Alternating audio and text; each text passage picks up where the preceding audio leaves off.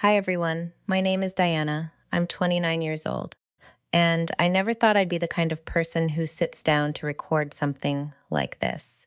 But I'm 30 seconds in and I'm already shaking. So here we are. I'm recording this because I need to say it out loud. Because some of you are in families that look loving from the outside and feel hollow on the inside. Families where your grief is an inconvenience, your pain is a scheduling conflict, and the people who were supposed to be your lifeline are standing on dry land, watching you drown, telling you to swim faster. This is a story about my parents, about my husband, and about a single word my mother said 3 days after the worst moment of my life. A word I will never, for as long as I live, be able to unhear. I'm finally ready to tell it. I met Marcus when I was 23. I was working part-time at a coffee shop near my university while I finished my last semester of my communications degree. He came in every Tuesday and Thursday morning at exactly 7:15. Always ordered the same thing: black coffee, no sugar, and a blueberry muffin that he would split in half and only eat one side of, leaving the other on his napkin like he was saving it for someone. I asked him about the muffin thing on maybe his 5th or 6th visit. I don't even know why. I just found it interesting. He looked at me for a second, a little surprised that I'd noticed, and then he laughed. He had this laugh, quiet, a little self-conscious, like he wasn't used to people paying attention to him. He said, "I always think I'm going to eat the whole thing, but halfway through I feel guilty about it, like I should have gotten a smaller one. So I leave the rest and feel virtuous." I told him that was the most absurd logic I'd ever heard. He said, "Yeah, I know, but it works for me." That was it. That was the moment. Something about the way he said it, completely unbothered, completely himself. I thought, this is a person I want to talk to more. We talked more, a lot more. Marcus was 30 at the time. He worked in structural engineering. He'd grown up about 40 minutes outside the city in a small town with his mom, Evelyn, and his younger brother, Caleb. His dad had walked out when he was 9. He didn't say it with any bitterness, just stated it the way you'd state a fact about the weather. He'd processed it, moved through it, come out the other side. That was Marcus. He had this extraordinary ability to take hard things and carry them without making them the center of his entire identity. He asked me out officially about 3 weeks after the muffin conversation. Nothing fancy. He texted me and said, "Would you want to get dinner sometime? I promise I'll order something I actually intend to finish." I smiled at my phone for so long, my roommate thought something was wrong. We dated for 2 years before he proposed. 2 years of Sunday morning farmers markets and bad movie nights and long drives where we'd talk about everything from politics to what we thought happened after you died. 2 years of me learning what it felt like to be truly consistently chosen. Not because I was useful, not because I made someone look good, just because I was me. He was, I want to say, a genuinely humble person. Not in a performative way. He didn't make a show of his own goodness. He just quietly and consistently showed up. He remembered small things. He noticed when you were tired before you said you were tired. He sent voice memos instead of texts because he said he could never tell what tone a text was meant in and preferred to just use his actual voice so there was no confusion. I have some of those voice memos saved. I know I should probably not listen to them regularly. I know that. But I do anyway. He was funny in a way that sneaked up on you. He'd deliver something completely dry and serious-faced and then just watch you realize it was a joke. He used to do this thing where he'd say, "And that's a fact," after stating something that was clearly, obviously not a fact, like, "This traffic is entirely your fault, and that's a fact," or "I make exceptional pasta, and that's a fact." And he'd say it in this utterly solemn voice, and I would laugh every single time, even though I knew it was coming. Even in the last month of his life, he did it, and I still laughed. I want you to know who he was, not just what happened to him, not just how he fits into this story of mine, but who he actually was. When he proposed, he didn't make a big production of it. We were at home, his apartment at the time, which smelled like coffee and old books. And he just knelt down in the kitchen while I was making pasta and said, "I've been trying to figure out the perfect moment for 3 months, and I don't think it exists. So, will you marry me?" I said yes so fast I knocked the pot off the stove. We were engaged. We were happy. We were us. The problem was, my parents had never particularly liked us. I should tell you about my parents, because understanding them is important to understanding everything that came after. My father, Robert, is a retired architect. My mother, Patricia, is, and I don't say this lightly, the most image-conscious person I have ever met in my entire life.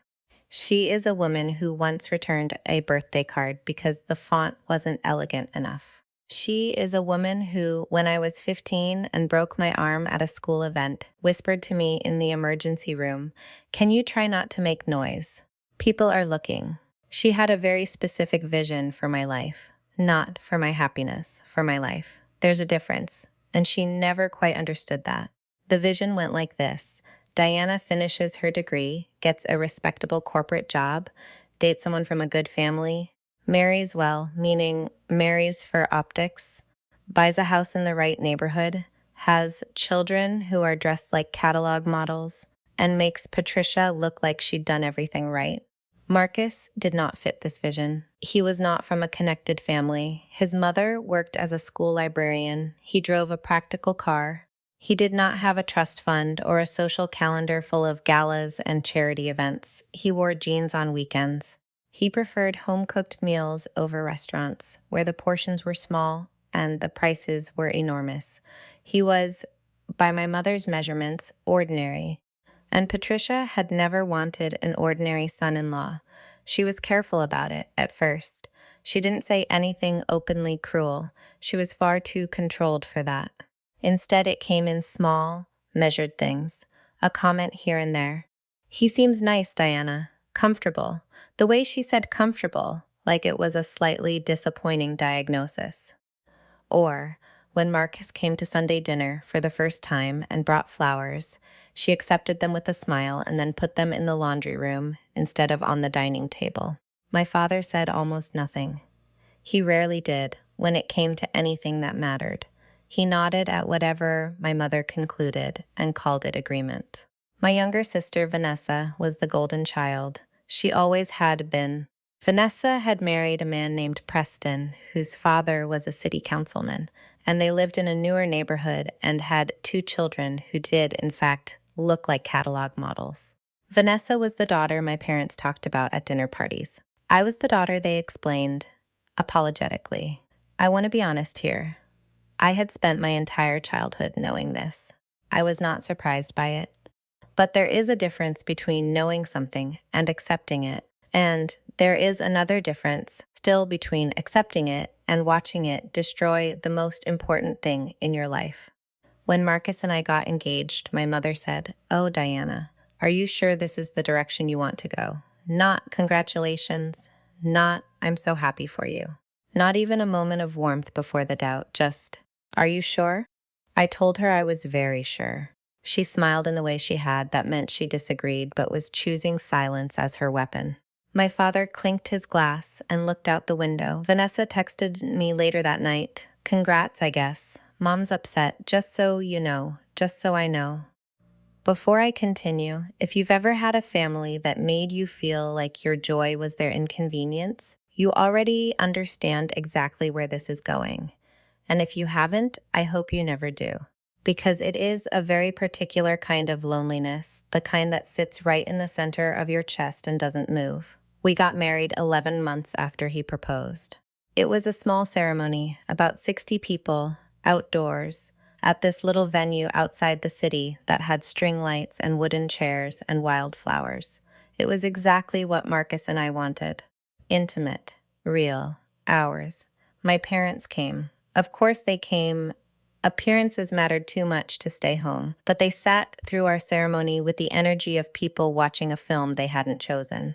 My mother wore a gray dress, which I remember noticing because people told me later it looked like she was already in mourning. I don't know if that was intentional. I also don't know if it matters. She cried exactly once during the ceremony. I noticed it from the altar. For a single moment, I thought, maybe I was wrong. Maybe she's moved. Maybe underneath all of it, there's something real. Then the ceremony ended, and she turned to Vanessa, and I heard her say, "The flowers are a little too informal, don't you think?" At my wedding reception, my mother spent most of the evening speaking with Vanessa and Preston and saying very little to Marcus's family. Marcus's mom, Evelyn, tried twice to start a conversation with her. Both times, Patricia gave one-sentence responses and then found somewhere else to be. My father danced with me once, which was sweet, but even then I could feel him somewhere else in his head, like he was obligated to the dance but not present for it. Marcus noticed. He was good at noticing. He pulled me close during our first dance and said quietly, right into my ear, "We don't have to do anything for them today.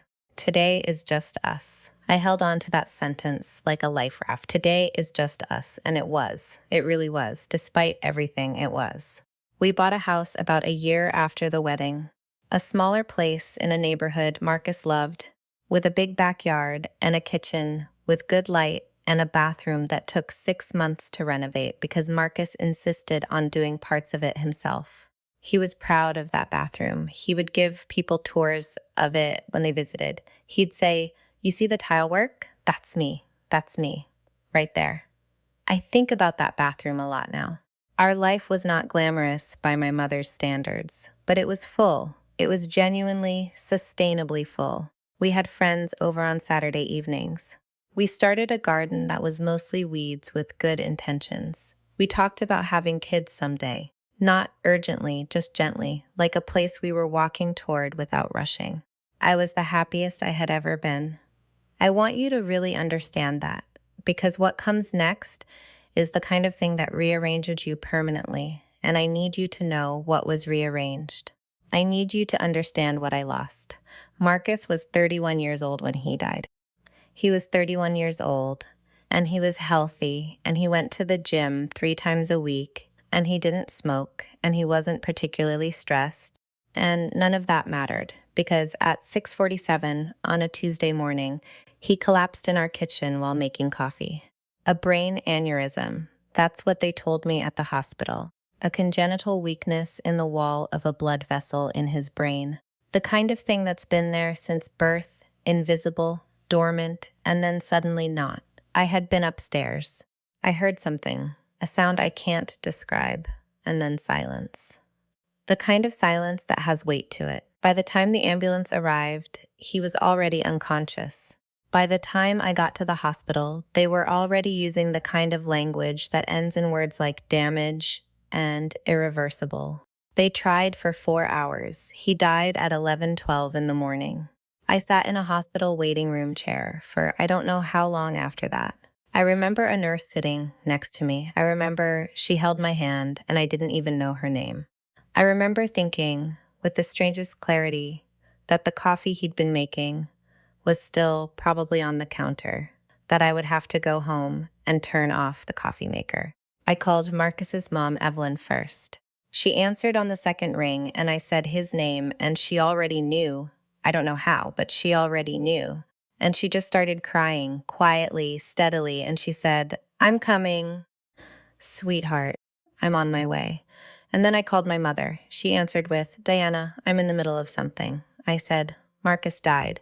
There was a silence, and then, "What do you mean?" I told her. I told her everything in about 45 seconds because I could barely breathe. I told her where I was, what had happened, what the doctors had said. Another silence. And then my mother said, and I need you to really hear this. My mother said, "Are you sure there's nothing they can do?" I said, "He's gone, Mom." She said, "All right, well, let me know when you know about the arrangements." And that was it. That was the call. I want to say that to you one more time, slowly, because I've replayed it about 10,000 times, and it still doesn't feel real. My husband had just died. He was 31 years old. And my mother's response was to ask if I was sure, and then to ask to be kept informed. Like I'd told her a flight had been delayed. If you're feeling something right now, some kind of anger, some kind of disbelief, I need you to hold on to that, because it gets worse before it gets better. Evelyn arrived at the hospital within an hour and a half. She drove herself. She came in and wrapped her arms around me without a word, and we stood there in that horrible hallway and held each other up. My parents arrived 3 hours later. My mother walked in, looked at me once, hugged me briefly, the kind of hug you give to a colleague you don't particularly know, and then looked at Evelyn and gave her a small, careful nod. My father put a hand on my shoulder and said, "I'm sorry, sweetheart. That was genuine. I believed that one. My father was not a bad man. He was just a man who had given all his decision-making power to his wife and didn't know how to get it back." We made the funeral arrangements that week. Marcus's family, Evelyn, Caleb's wife, Jenna, were there for everything. They sat with me. They helped me choose. They cried with me openly, without embarrassment, without calculation. My parents came to one meeting. One. My mother spent most of it looking at her phone. The burial was planned for the following Saturday. Small, private, at a cemetery not far from the house. And it was in the days leading up to it that my mother said the things she said. We were on the phone, the third or fourth phone call since Marcus died. And I was telling her about the arrangements, about the flowers we'd chosen, about the reading Caleb was going to do. And my mother went quiet for a moment and then said, in this flat, almost distracted voice, "Diana, I want to be honest with you. Your father and I have the Hendersons' anniversary dinner on Saturday evening. We've had it on the calendar for months. We can come to the burial in the morning, but we'll need to leave by 2. I didn't say anything for a moment. She continued, "I just want to make sure you understand so there's no issue. We didn't want to cancel something we'd committed to over a trivial event." Trivial. She called my husband's burial a trivial event.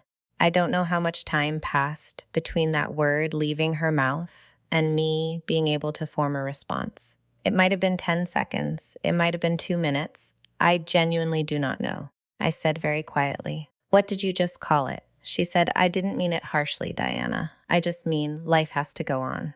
We have obligations." I said, "You have an obligation to your daughter." She said, "And we'll be there in the morning." I'm just explaining the timeline. I hung up. I sat in the middle of my living room floor, Marcus's and my living room floor, and I put my hand on the carpet that we'd picked out together at the store on a rainy afternoon 2 years ago. And I cried until I literally could not produce any more sound.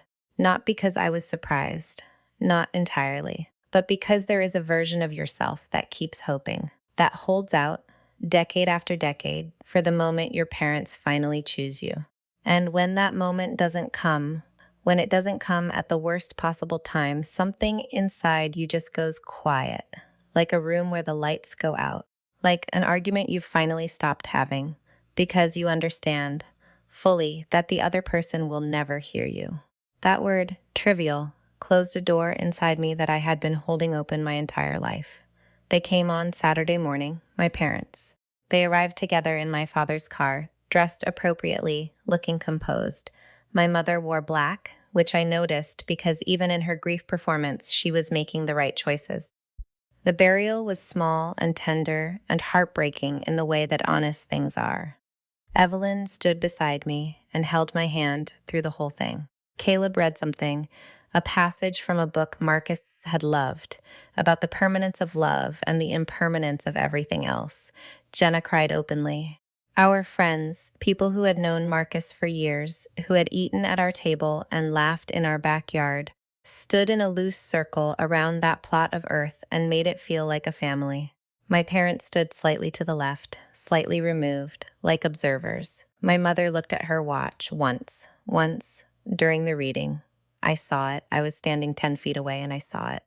After the service, people gathered and spoke quietly and held each other the way people do when they've lost someone. Evelyn and I stood together for a long time. She kept touching my face, just softly, the way a mother does, and saying, "He loved you so much. He was so happy with you. I need you to know that." My mother came to me about 45 minutes in. She touched my arm and said, "We're going to head out. Are you going to be all right?" I looked at her.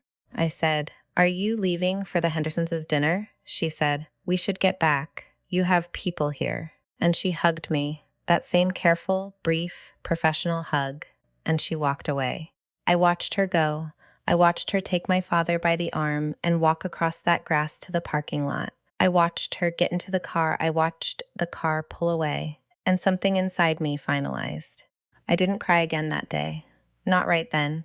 I stood at the graveside for a long time after almost everyone had left. Just me and Evelyn and Caleb and Jenna. And the four of us stood there in the quiet, and nobody said anything profound, and nobody needed to. This was my family now, the one that had stayed. Grief is not cinematic. I need to tell you that because if you've never lost someone suddenly, the way it actually feels is not what movies suggest. It's not weeping elegantly at windows. It's forgetting to eat for 12 hours and then eating cereal at 2 in the morning, sitting on the kitchen floor. It's finding one of his socks in the dryer 3 weeks later and having to sit down.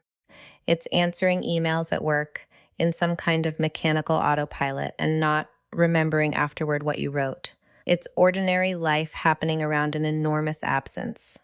The first week, I couldn't sleep in our bed. I slept on the couch with the television on at low volume, not watching anything, just needing the sound of other human voices, even fictional ones. I'd wake up at 3 or 4 in the morning, and for a single, merciful half second, I'd forget, and then I'd remember. And it would happen to me all over again every single morning, that first moment of remembering. Grief researchers call it a re-grief response. I call it the worst 2 seconds of my day. I called his phone twice. I'm not proud of this. I just needed to hear his voicemail. It was a completely normal voicemail. Hey, it's Marcus. Leave me a message. And I would sit on the couch at midnight and play it and not say anything and then hang up. I don't know what I was doing. I think I was just trying to prove to myself that some trace of him still existed somewhere in the world, that his voice was still stored somewhere, that he wasn't completely gone. I took 3 weeks off work. I functioned. I answered messages. I dealt with paperwork, which, and nobody tells you this, is relentless. When someone dies, the administrative aftermath is genuinely brutal. Insurance, accounts, legal documents, notification letters, banks require death certificates. The electric company needs to be notified. His health insurance sends a letter. It was like a second job, processing his death on paper, and every form felt like an erasure, like the system was steadily dismantling his existence one document at a time. Leah came over and helped me with the paperwork pile one Saturday. She sat across from me at the kitchen table with a pen and a bottle of wine and didn't make a single comment about the fact that I'd clearly been crying for approximately 48 straight hours. She just worked through the pile methodically, passed things to me to sign, and periodically refilled my glass. When we finished, she said, "Okay, that's done. You never have to do that again." And I burst into tears for no identifiable reason, and she just moved her chair around the table and sat next to me until it passed. That's what I mean when I say the people who stay are the ones who count. Evelyn called me every single day, every day. Sometimes just to say, "I'm thinking about you." Sometimes to talk for an hour about nothing in particular. She'd tell me stories about Marcus when he was little, about the time he convinced Caleb that the neighbor's dog could understand French, and they spent a whole summer speaking French to it. About the time he got lost on a hiking trail and called her and said, completely calm, "Mom, I think I'm a little bit lost, but the trees are really nice." She gave me more of him. She was generous with the parts of him she had. My parents called once a week, at most. The calls were brief. Checking in, they said, making sure I was managing. And then, about 3 weeks after the burial, my mother started with something new. It started small. She mentioned very casually that the housing market was good right now, that my house might be worth more than Marcus and I had paid for it, that it might be sensible, her word, for me to consider my options. I changed the subject. The next call, she brought it up again, this time more directly. "Diana, you have a 4-bedroom house and you're living there alone. It doesn't make practical sense. You could sell it, move somewhere smaller, put some money aside, and start fresh somewhere you have more opportunities. Start fresh. My husband had been dead for less than a month. I told her I wasn't thinking about selling. She said, I know this is emotional, but sometimes we have to make decisions with our heads, not our hearts. I said very carefully, Marcus built parts of that house with his own hands. I am not selling it. She went quiet in the way she did when she was recalibrating her approach. Then she said, well, we'll revisit that. The phrase, we'll revisit that, used to make me shrink when I was a child. It was how she always said, you haven't won, I've just paused. But I was 29. I had just watched my husband be buried in the earth, and I was completely out of the capacity to shrink. The next thing she brought up 2 weeks after that was what she called getting back to something. She wanted me to come to Sunday dinner. She wanted me to start socializing. She mentioned twice that her friend's nephew was recently divorced and very successful. I want to pause here and just say, my husband had been dead for 6 weeks. 6 weeks. And my mother was mentioning recently divorced men. I didn't go to Sunday dinner. She called to ask why, and I said I wasn't ready. She said, Diana, you can't hide forever. I said, I'm not hiding. I'm grieving. There's a difference. She said, grief is not a permanent state. It becomes a choice at some point. And that was the moment I understood, with complete and total clarity, that my mother had not come to the burial of my husband thinking about me. She had come thinking about when I would be finished with this inconvenient situation and return to being the version of her daughter she preferred. I said goodbye. I hung up. And I sat in the kitchen, Marcus's kitchen, with the tile he'd chosen and the coffee maker he'd been using the morning he died. And I made a decision. I was done performing. I went to see them in person, because I was not going to have this conversation on the phone where she could hang up or redirect or use silence as a tool. I needed to look her in the face. I drove to their house on a Sunday afternoon, about 8 weeks after the burial. My father was in the garden when I arrived. He looked up and smiled, and the smile was warm, genuinely warm, and for a second I felt that same old pull, that old wish that things had been different. I sat down with both of them in the living room. My mother had tea ready, which meant she sensed something was coming and was setting up her version of civility as armor. I told them I needed to talk about some things that had been building. I told them about the phone call where she'd used the word trivial. My mother said she hadn't meant it that way. She said I'd taken it out of context. I told her there was no context in which that word was appropriate. She said, Diana, you've always been oversensitive. And there it was. 29 years of my life compressed into that sentence. You've always been oversensitive. The thing she said whenever I asked her to be accountable for something. The thing she had said when I was 11 and told her I felt invisible at Vanessa's birthday party. The thing she had said when I was 17 and cried after she told a room full of her friends that I had mediocre grades. The thing she always said, reliably, reflexively, whenever I had the nerve to hold a mirror up and ask her to look. I said, Mom, I need you to actually hear me for 60 seconds. Not to prepare your response, just to listen. She went still, which for her was a form of reluctant agreement. I said, I called you and told you Marcus was dead. And your response was to ask me if I was sure. And then 3 days later, you told me you couldn't cancel a dinner party for his burial because it was a trivial event. I need you to understand that I am going to remember those two things for the rest of my life, not because I'm choosing to hold on to them, but because certain moments don't leave you. They get in. And those got in. She looked at me for a long moment. Something moved across her face. Something that might have been remorse if it had been given more room to breathe. But it closed off almost immediately, like a window being shut against the cold. She said, I have always tried to give you practical guidance. I express care differently than you do. I said, differently, yes. But Mom, there are ways to be practical and still sit next to your daughter at a graveside. You can be organized and efficient and still not check your watch during the reading. Those things are not mutually exclusive. You made a choice. I just need you to own it. I told her about watching her check her watch during the reading at Marcus's burial. My father shifted in his seat. My mother said, I was checking the time because we had somewhere to be afterward, which I had already explained to you. I told her that the somewhere she had to be was a dinner party, that she had left my husband's burial to attend a dinner party. She said, we were there for the service, Diana. We stayed for a significant amount of time. I told her that I understood now clearly that she had never approved of Marcus, that she had attended our wedding like it was a duty, that she had responded to his death like it was a scheduling conflict, that she had spent the weeks after his death suggesting I sell his house and start meeting other men. My father said quietly, your mother has been worried about you.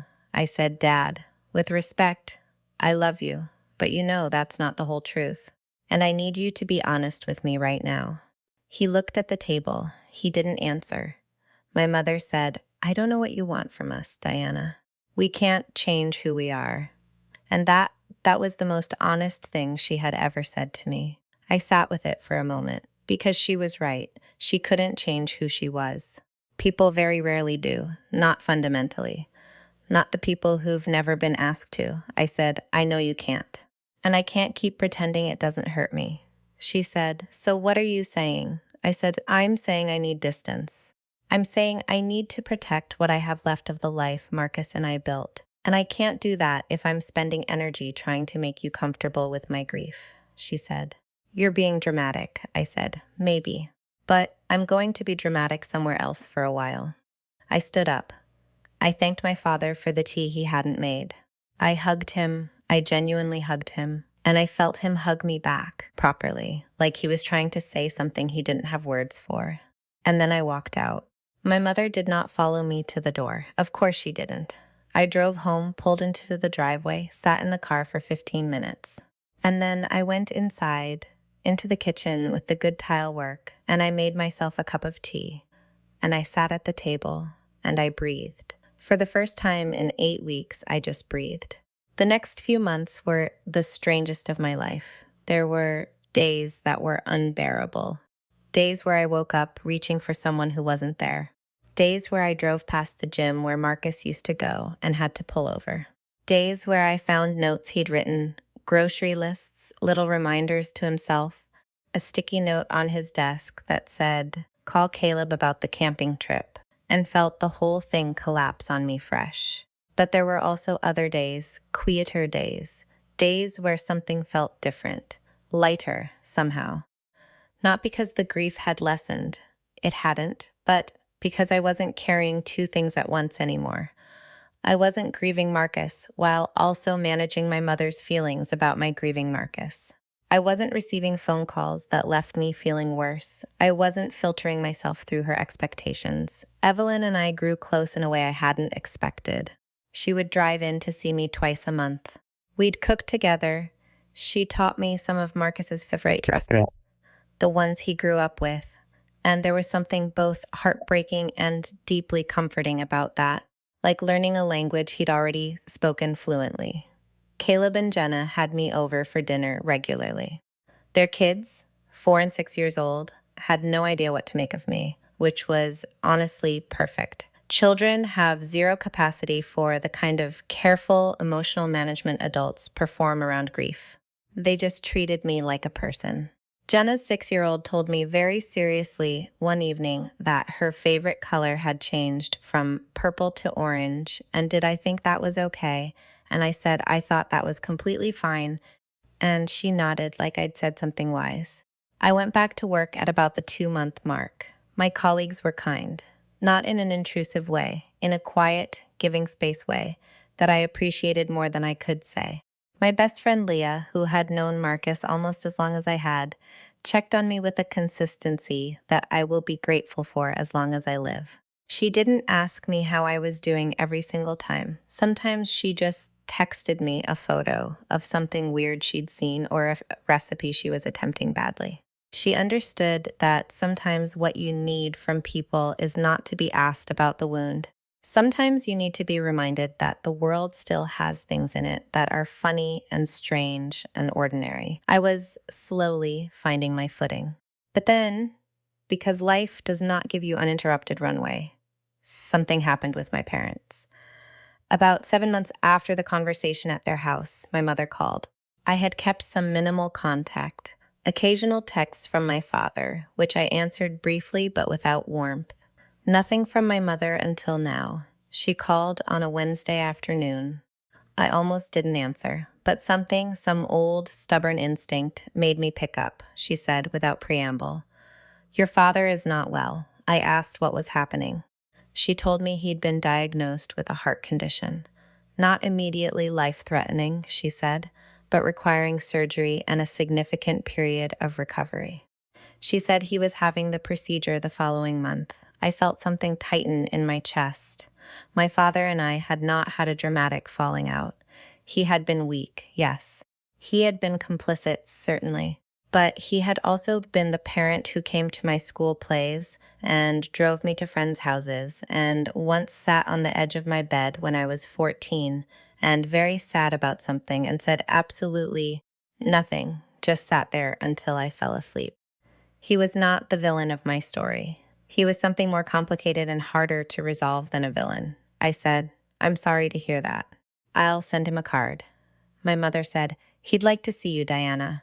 I was quiet for a moment. She said, I know things have been difficult between us, but he's your father, and he's scared. I said, I'll think about it. She said, Diana. I said, I'll think about it. I thought about it for 2 weeks. I talked to Leah about it, and to Evelyn, and to my therapist. Yes, I'd started seeing a therapist around month 3, and it was one of the best decisions I ever made. We talked about what I could offer without destroying what I'd rebuilt, about the difference between reconciliation and a visit, about what I owed my father versus what I owed myself. And I went to see him. I went to see my father on a Thursday afternoon when I knew my mother had her book club. I drove to their house, and I sat in the guest chair beside his recliner, and we had the most honest conversation we'd had in 31 years. He started it. He said, I know I should have said more, done more for you, for Marcus. I said, yes, you should have. He said, I don't have a good reason, only that she. He paused. I let her take up all the space, for years. And it was easier than fighting for it. And I'm sorry. I sat with that. Then I said, Dad, when Mom called Marcus's burial a trivial event, did you hear her say that? He was quiet for a long time. Then he said, yes. I said, did you say anything to her about it? He looked at his hands. No, that was the truth of it right there. He had heard it. He had said nothing. And he knew, sitting in that chair, with a heart that wasn't working right, he knew that silence had cost him something. I stayed for an hour. We talked about Marcus a little. My father told me that he'd thought Marcus was a decent man, that he'd seen how Marcus looked at me, that he'd been too absent in his own marriage to understand what that kind of love looked like. But he'd seen it, and he'd been glad, even if he'd never said it. I told him I forgave him, not because everything was resolved, but because holding it wasn't serving me anymore. He cried a little. My father, who I had never seen cry, cried a little in his recliner. I held his hand until he composed himself. When I left, I stopped at the front door. I turned back and I said, I love you, Dad, but I'm not coming back to the same thing we had before. If you want me in your life, it has to be different. Less of her, more of you. He nodded slowly. I don't know if he'll manage it. I don't know if men who've spent 30 years being eclipsed know how to step forward. But I left the door open. Just a little. Just a crack. I did not call my mother. About a month after my visit to my father, Vanessa called. Vanessa and I had never been close, not in a hostile way, just in a distant way. She'd spent most of our childhood being the one our parents pointed to, with pride, and I'd spent most of it being pointed at with concern. We'd developed a polite, arm's-length relationship over the years that functioned fine at holidays and broke down completely under any actual pressure. She called me on a Saturday morning, and she sounded, and I'm still a little surprised by this, nervous. She said, I heard you went to see Dad. I said I had. She said, Mom is furious. I said, I imagine she is. Then Vanessa said something I genuinely did not expect. She said, Diana, can I tell you something? And you have to promise you won't I don't know. Make it into a thing. I said I'd try. She said, I was in the car with Mom the week after Marcus died, and she was on the phone with Aunt Carol. And she said she thought you'd been making a mistake since the day you chose him, and that maybe now you'd have the chance to do things properly. I didn't say anything. Vanessa said, the chance to do things properly. That's what she called it. And I didn't say anything either, at the time. And I've felt sick about it ever since. I still didn't say anything, because I didn't know what to say. Because it wasn't a shock, exactly. It fit perfectly with everything I already knew about my mother. But hearing it stated out loud in those words was its own specific kind of awful. Finally, I said, why are you telling me this now? Vanessa said, because I should have told you then. And because I think I let her do to you what I let her do to you. And I'm not sure I knew that until I watched you actually walk away. There was a long silence. I said, Vanessa, I'm not angry at you. I think Mom did a number on both of us. Just in different directions. She said, you seem like you're doing okay. Better than I expected. I said, I don't know about okay, but I'm doing real, which is different. She laughed a little. The first real laugh I'd heard from her in years. We stayed on the phone for another 45 minutes. We talked more honestly than we had in our entire adult lives. About growing up. About the favoritism we'd both known about but never named out loud. About how she'd spent her life trying to become the thing my mother wanted and found that even that wasn't exactly satisfying. Because you can't build a life on someone else's vision without losing pieces of your own. I'm not going to tell you that Vanessa and I are now best friends. We're not. We're two women who grew up in the same house and were shaped very differently by it. And we're both still figuring out what the other person means to us. But something shifted. Something loosened. I'll take that. It's been just over a year since Marcus died. And I want to talk to you about what a year of grief actually looks like, because I think people need to hear it from somewhere real. It does not resolve, not cleanly, not in the way people suggest with phrases like time heals. Time doesn't heal. Time gives you more practice at carrying the weight, more experience at putting it down for a little while, more skill at picking it back up without dropping everything else. There are days, still, 1 year later, where the grief comes at me sideways, where I'll be doing something completely mundane, like folding laundry or waiting at a red light, and something small will surface. The specific way he used to clear his throat before he said something he found funny. The playlist he made for road trips, which I still can't bring myself to delete. The way he left cabinet doors open every single morning, and I spent 2 years complaining about it, and now every cabinet in this house is closed, perfectly closed, and I would give almost anything to walk into the kitchen and find one of them hanging open. Grief shows up in the smallest things, in the things you never thought to catalog. But here is what I also know after a year. I am still here. That matters more than I realized it would. I am still in this house, in this kitchen, with this tile. I am still gardening in the backyard. Badly, slowly, but genuinely. I planted tomatoes in April that I was convinced I would kill within 2 weeks. And they are currently, against all reasonable expectation, producing actual tomatoes. Marcus would find this hilarious. He would say something dry and warm about it, something that would make me roll my eyes and then laugh immediately after. I know exactly what he would say. That's a different kind of keeping someone, not having them, but knowing them so thoroughly that you can imagine them precisely. That's something nobody takes away from you. The house still has his tile work. I never sold it. I spent one Saturday afternoon last spring planting things in the backyard. Not the same half-hearted garden we'd had before. Something more intentional. Something I actually tended. I don't know if Marcus would have appreciated the irony of me becoming the gardener when he was the one who'd always wanted a proper garden. I think he would have laughed about it. I think he would have said something about how it was about time. His mother, Evelyn, is now one of the most important people in my life. That's the truth of what happened here. I lost a husband, and I found a mother. Not a replacement for the one I have, Just a woman who shows up the way I always wished someone would. Caleb and Jenna are my people. Their kids call me Auntie Di now, which I did not expect and which causes a specific kind of feeling in my chest every single time. Leah and I went on a trip together this spring, just a long weekend to a place with a beach and not much phone signal. We sat on the sand one evening and watched the sun go down, and she said, "How are you actually?" And I told her. Actually told her. The good and the ugly and the complicated, and she just listened. That's a rare gift. Someone who listens to the complicated parts without trying to resolve them into something simpler. My father had his surgery. He's recovering. I've spoken to him 3 times since the visit. Phone calls that are brief but real. He tells me about his garden. I tell him about mine. Neither of us mentions my mother. It's not a perfect arrangement. But it's honest. My mother has not called me since the Wednesday call about my father. I don't know if that's pride or strategy or something else. Maybe she's waiting for me to blink first. I've spent my whole life blinking first, so I understand why she might assume I will. But I'm not going to. Not this time. I'm not angry at her anymore.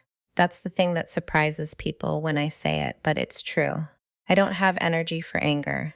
What I have is clarity. She is who she is. She was always who she is. And the tragedy isn't that she said a terrible thing at my husband's burial. The tragedy is that by then, I shouldn't have been surprised. The tragedy is that I spent 29 years hoping she'd show up differently, and she never did. But here is what I want you to hear if you've listened all the way to this point. The people who stay are the ones who count. That's not a bumper sticker. That's not a quote I found on Pinterest.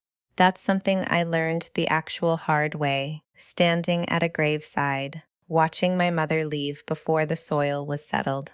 The people who stay, the Evelyns, the Calebs, the Leahs, the Jennas, the nurses who hold your hand in hospital hallways even when they don't know your name. Those people are the family you build when the one you were born into doesn't know how to love you the right way. And you are allowed to choose them. You are allowed to be chosen by them. You are allowed to let that be enough.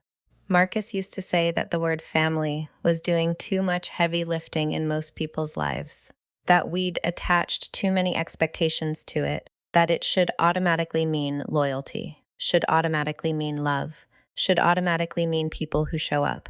He'd say, sometimes it does, and sometimes you build it from scratch. Both are valid. I think about that a lot. I think about him a lot. If you've made it this far, thank you. Genuinely. I know this was long. I know it was heavy. But I needed you to know all of it, not just the dramatic parts, not just the word that broke me, or the moment I walked out of my parents' house. I needed you to know what the slow, quiet middle looks like, what choosing yourself actually costs, day to day, what it grows into. I want to say something to anyone listening who is in a family that uses your grief against you, who treats your pain like an inconvenience, who shows up to the hardest moments of your life with one eye on the clock and one foot already out the door. You do not owe them your forgiveness on their timeline. You do not owe them access to your healing. You do not have to keep walking back into rooms where you've never once felt safe, just because blood ties you to the people inside them. You are allowed to grieve without management. You are allowed to love someone completely, lose them completely, and take as long as you need to be incomplete afterward. Anyone who tells you that's a choice, that grief is a choice, has never loved something enough to lose it. And to anyone who has lost someone the way I lost Marcus, suddenly, without warning, without a chance to say the thing you were going to say tomorrow, I want you to know that the coffee makers and the tile work and the half-eaten muffins are not just painful. They are also evidence. Evidence of a real life. Evidence of a love that was alive. You don't have to let go of the evidence. You can hold it and still move forward. Those things are not opposites. The morning Marcus died, he was making coffee. That's where we were, a Tuesday morning ordinary, just us in our kitchen. And I've thought about that every single day since, not with sadness only, with something else too, something like awe, that we got to be that ordinary together, that we got that Tuesday. I hope you get yours. I hope you get 1,000 of them. And if you have a family that would call your Tuesday trivial, I hope you find the courage to walk out of that living room and never go back. Not because walking away is easy, or painless, or clean, but because sometimes the most loving thing you can do for yourself is decide that you deserve better than what you've been given. My name is Diana. I'm 29 years old. I am a widow and a gardener and Samson Dai and Leah's best friend and Evelyn's almost daughter. And I stopped calling two people family about a year ago. It was the hardest thing I've ever done. It was also slowly, quietly, on its own timeline, the thing that saved me. Take care of yourselves out there. If this story meant something to you, drop a comment below and tell me. And if there's someone in your life who needs to hear that they're not alone in what they're going through, please share this. Sometimes all any of us need is to hear our story told back to us, just to know we weren't imagining it. I'll see you in the next one.